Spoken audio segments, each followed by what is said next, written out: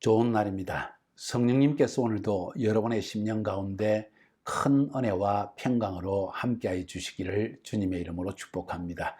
오늘은 요한복음 19장 1절부터 16절까지의 말씀을 통해서 사람들은 결국 자기의 길을 갑니다 라는 제목으로 말씀을 전하기 원합니다. 지난 시간 우리 18장 마지막 부분을 보면서 빌라도도 유대 종교 지도자들도 그들의 궁극적 관심이 무엇인가 하는 것을 살펴보았습니다. 결국 사람들은 자기가 원하는 것, 자기의 추구하는 그 길을 걸어가게 된다는 것을 오늘 말씀드리려고 합니다. 사실 18장 지난 부분, 뒷부분의 연속으로 예수님은 지금 빌라도의 법정에서 재판을 받고 있는 그 상황을 지금 그려내고 있습니다. 한번 살펴볼까요? 사람들은 결국 자기의 길을 간다.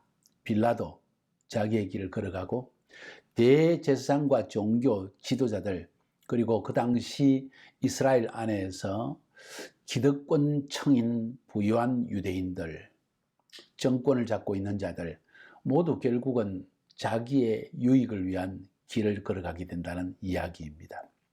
먼저 빌라도를 살펴볼까요? 오늘 1절부터 4절까지 보면 빌라도가 예수님을 데려다가 채찍질하고 빌라도의 군인들이 가시나무로 관을 엮어서 가시 면류관을 예수님께 씌우고 자색 옷을 입히고 유대인의 왕이여 평안할지어다 하면서 조롱하면서 얼굴에 손을 뺨을 때리고 이런 일을 행합니다. 어찌 보면은 참 이 모습을 볼 때 우리의 마음은 찢어질 수밖에 없습니다. 우리의 구주 예수님, 우리의 죄를 위해서 대신 십자가에 죽으시려고 하는 그분 앞에서 무리한 행동을 하는 모습이 우리의 마음을 아프게 합니다. 왜 빌라도가 이런 일을 행했을까요? 가만히 생각해 보면 사실은 빌라도가 이런 일을 통하여서 군중들에게 어떤 동정심을 유발하려고 하는 것은 아닌가 하는 생각을 해봅니다.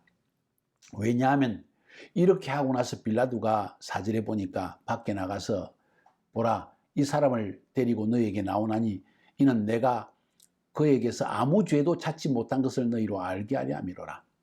뺨을 때리고 가시밀류관을 씌우고 왕이 입는 자색 옷 공포를 입혔습니다.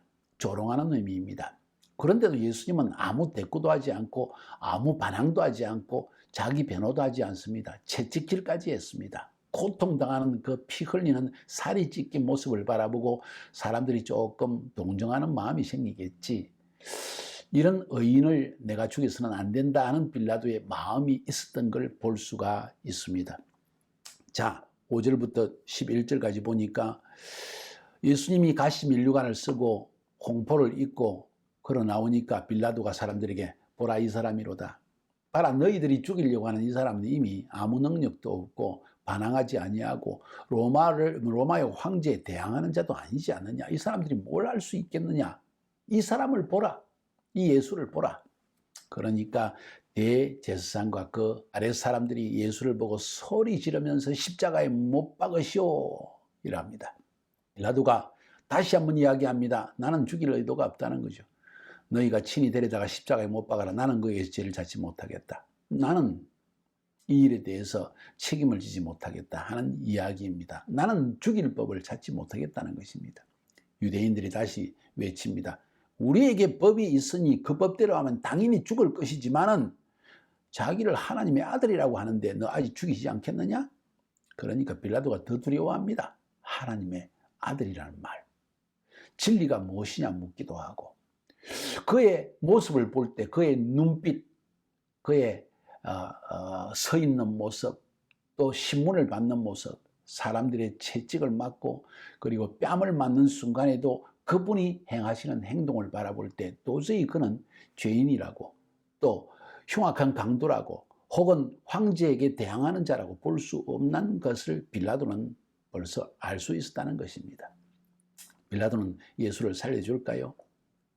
그런데 빌라도는 결국 자기의 길을 걸어갈 수밖에 없습니다. 다시 빌라도가 예수님을 데리고 자기의 관정 안으로 들어갑니다. 너 도대체 어디서부터 온 사람이냐? 하나님의 아들이라고 하니까 하늘에서 왔느냐 아니면 어느 권세자로부터 온 사람이냐 하고 묻는 것입니다. 예수님이 대답하지 않으니까 내한테 말하지 않겠느냐? 내가 너를 풀어줄 권세도 있고 십자가에 못 박아 죽일 권세도 있는 걸 너 모르느냐? 내가 네 운명을 쥐고 있다는 이야기입니다. 살려주려는 노력이기도 합니다. 그러니까 예수님께서 위에서 하늘에서 주지 않았으면 너는 나를 해할 권한이 없다. 그런데 나를 넘겨준 자의 죄는 더 크다. 너의 죄도 나를 넘겨준 자의 죄는 더 크다. 뭔 이야기입니까? 운명은 하나님의 손 안에 있는 거야. 너가 나를 죽이고 살리는 것이 아니라 하나님의 계획 안에 있는 거야. 하나님의 예언의 성취에 달려 있는 거야. 하나님의 뜻 가운데 있는 것이야. 사람이 죽고 사는 것은 너의 권세로 되는 것이 아니야. 그러나 의인을 죽인 자에 대해서 넘겨준 자의 죄가 더 클 것이다 하고 주님은 말씀하십니다. 그러니까 오늘 12절에 보십시오. 빌라도가 예수를 놓아주려고 힘썼다는 것입니다. 그런데도 유대인이 소리 지릅니다. 이 사람을 놓으면 가이사의 충신이 아니니이다. 무릇 자기를 왕이라는 자는 가이사를 반영하는 것입니다. 빌라도의 마음이 더 힘듭니다. 이 사람들 잘못하면 로마 황제에게 사람을 보내가지고 유대 총독인 빌라도가 황제를 반역하는 예수라는 사람을 살려주었다는 이야기를 하면 내 정치 세명은 끝날 것인데, 자, 여기에서 우리가 의를 선택할 것인가 불의를 선택할 것인가, 진리를 선택할 것인가 거짓을 선택할 것인가, 나의 유익을 구할 것인가 선과 의를 따라 살 것인가. 하나님의 법에 의하면 공의와 정의를 실현하며 살 것인가 아니면 내 유익 때문에 정의에 대해서 눈을 감아버릴 것인가, 참된 공의에 대해서 눈을 감을 것인가, 이런 갈등이 생기는 순간이지요. 그런데 이 갈등 앞에서 빌라도는 어떤 선택을 합니까? 결국 그 사람들의 소리가 이깁니다. 없이 하소서, 십자가에 못 박게 하소서. 빌라도가 내가 너희 왕을 십자가에 못 박으랴. 의도적으로 사도 요한은 지금 너희들의 왕, 유대인의 왕, 이런 표현을 씁니다. 우리에게 주는 메시지가 있는 것입니다. 그는 유대인의 왕입니다. 우리의 왕 중 왕이십니다. 그를 십자가에 내가 못 박으랴 하니까 대제사장이 대답하되 가이사 외에는 우리 왕이 없나이다. 언제 하나님을 왕으로 섬기는 대제사장이 로마의 황제 가이사를 왕으로 섬겼던가요? 그들의 목적을 이루기 위해서는 결국 메시아도 죽여야 되고 하나님의 뜻도 거역하게 되는 것이 현실입니다. 사람들은 결국 자기의 길을 간다는 것이지요. 결국 빌라도는 예수님을 십자가에 못 박도록 그들에게 넘겨주고 맙니다. 빌라도, 공이냐 아니면 불이냐, 진리냐 거짓이냐 하는 그 앞에서 결국 거짓을 따를 수밖에 없고 결국 진리를 버릴 수밖에 없고 공의를 버릴 수밖에 없는 자기의 길을 걸어가게 되었다는 이야기입니다. 그것이 저희 메시지입니다. 우리도 인생을 살아가면서 하나님을 믿고 우리는 의롭게 살겠다, 진실대로 살겠다, 바르게 살겠다, 나에게 유익이 오지 않는다, 불이익이 온다 할지라도 나는 바르게 살겠다, 바른 말을 하겠다 하면서도 실제 우리 앞에 큰 이익의 기회가 생길 때, 혹시 나에게 불리한 일들이 일어나게 될 때 우리는 의를 선택하는지 불의를 선택하는지, 진리를 선택하는지 거짓을 선택하는지, 참 중요한 문제이지 않겠습니까? 실제적인 문제입니다. 빌라도 자기의 정치 세명이 더 중요했기 때문에 그 길을 걸어갔다는 이야기입니다. 대제사장을 한번 살펴볼까요?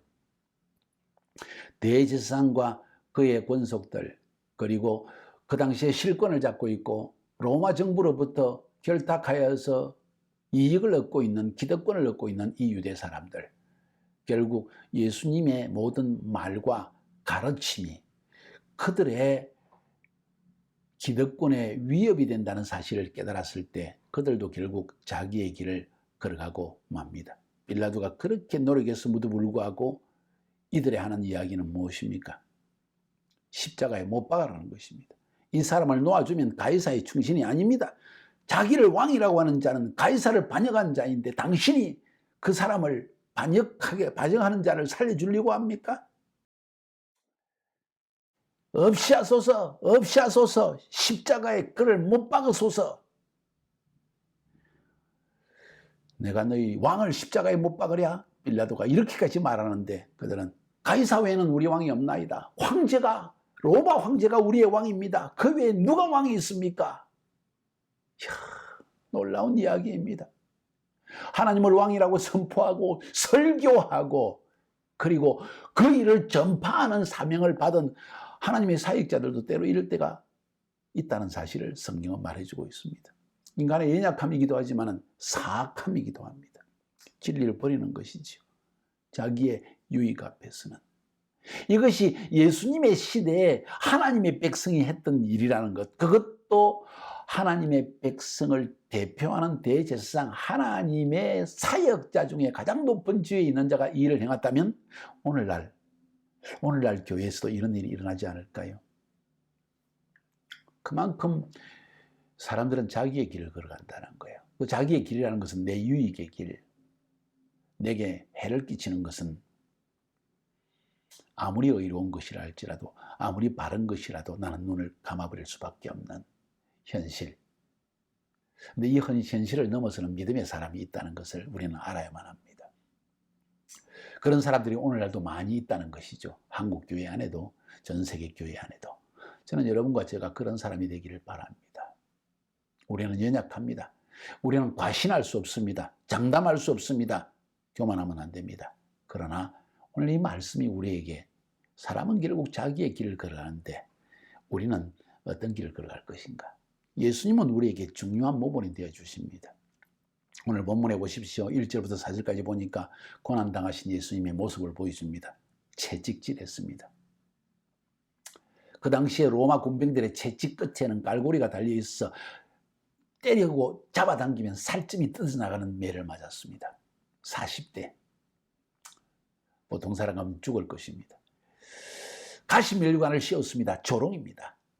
홍포를 입혔습니다. 왕이 입는 옷입니다. 네가 왕이냐? 뺨을 때렸습니다. 침을 뱉었습니다. 조롱을 당하는 것입니다. 그런데 예수님은 침묵하십니다. 자기의 길을 걸어가기 위해서입니다. 예수님의 길은 무슨 길입니까? 예언이 성취되는 것입니다. 이사야서 53장에서는 고난당하는 예수님의 모습이 적혀져 있습니다. 침을 뱉고 뺨을 맞고 면류관을 쓰고 홍포를 입었지만 그분은 잠잠하였다. 매를 맞았으나 우리를 대신해서 매를 맞았다. 그가 채찍에 맞음으로 우리는 나음을 입었도다 하는 표현까지 쓰고 있습니다. 주님은 그 예언의 성취를 위해서 자기의 길을 가기 위해서 묵묵히 이 고난을 지금 견디고 계시는 것입니다. 빌라도가 내가 너를 풀어줄 권세도 있고 십자가에 못 박을 권세인데 내 말을 듣지 않겠느냐 하는데도 진리를 말씀하십니다. 너가 나를 살리고 죽이는 것이 아니라 하나님이 나를 살리고 죽이는 것이야. 내 운명은 하나님의 손 안에 있지 너의 손 안에 있는 것이 아니야. 내가 침묵하는 것은, 내가 십자가에 못 박히기 위해서 침묵하는 것은 아버지의 뜻을 이루기 위한 것이야. 나는 그 아버지의 뜻을 이루기 위해서 온 사람이야. 나는 내 길을 가는 것이야. 마지막으로 최후에 웃는 사람이 진짜 웃는 사람이다. 승리자라는 이야기가 있습니다. 결국 하나님의 심판대 앞에서 웃을 수 있는 우리들 되어야 될 줄로 저는 믿습니다. 사람은 결국 자기의 길을 걸어갑니다. 로마 황제는 두려워서 결국 예수님을 넘겨주었습니다. 대제사장과 산헤드린 회원들, 그 당시의 기독권자들도 역시 마찬가지로 외치는 외침의 소리는 내 길을 가겠다는 것입니다. 내 기득권을 놓치기 싫다는 것입니다. 나에게 위협을 주는 자는 그것이 하나님의 이름으로 하나님의 예언자라 할지라도 하나님의 종이라 할지라도 나는 그를 거짓으로라도 무너뜨리고 말겠다는 태도입니다. 이런 일들이 실제로 일어났고 심지어는 가이사 외에는 우리에게 왕이 없나이다 하고 외치는 이 유대 지도자들. 가정스럽죠? 근데 그런 모습이 우리에게도 있을 수 있다는 사실이죠. 그러나 또 다른 한 측면에 우리 안에는 예수님처럼 고난을 당할지라도 십자가에 못 박히는 고통과 아픔이 있을지라도 공의를 선택하고 진리를 선택하고자 하는 마음도 있다는 사실. 기도하는 자는 공의를 선택하고 진리를 선택하여서 죽음 앞에 두려움 없이 담대하게 하나님의 뜻을 이루기 위해 살아갈 것입니다. 그것이 여러분과 저의 길이라고 저는 생각합니다. 승리하시기를 주님의 이름으로 축복합니다.